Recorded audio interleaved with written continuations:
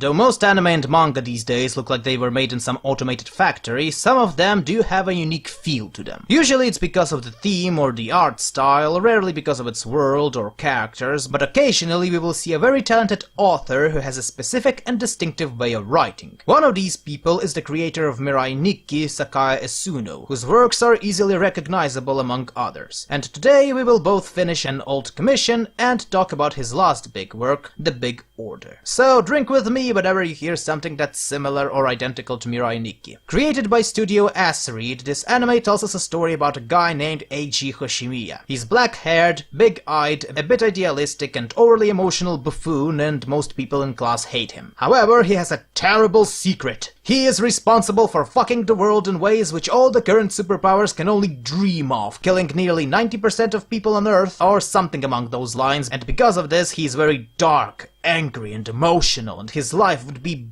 basically that and a bit of incest, but suddenly an angry, red-haired girl appears in his life that is hardcore, rude, angry, proficient in many weapons, and what's most important, immortal, so we can kill her over and over and over again without any sorts of repercussions. And after making her his slave, because that's what our main hero does, he shortly after becomes the leader of 10 wacky characters with superpowers, and they all treat him like a little bitch. Also, there's some doomsday device involved in there, I don't know. After finishing watching it, I felt not only dirty, but also in a dire need of dunking myself in a bath full of vodka and then setting myself on fire. The style of the show was average, pretty similar to Mirai Nikki in this regard, and the music is the same as the characters. A mix of boring and a strong desire to fuck something. And now that I think about it, you know what this anime really reminds me of? A children's game of superheroes, the one that I have no doubt some of you people listening played when you were at school. That certainly follows the rules of one. Now we can live forever!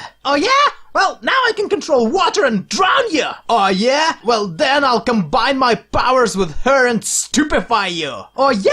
Well now I summon a sword that can cut through dimensions and kill you immediately! Eat it! And meanwhile, you're sitting there watching all of this and strongly desire to introduce them to the magical powers of a bike chain. Big Order is a good example why gangsters should never play any sort of tabletop games. First they start playing mages in D&D, and the next minute they're robbing banks and killing people, all while claiming that they're lawful good because they're paladins.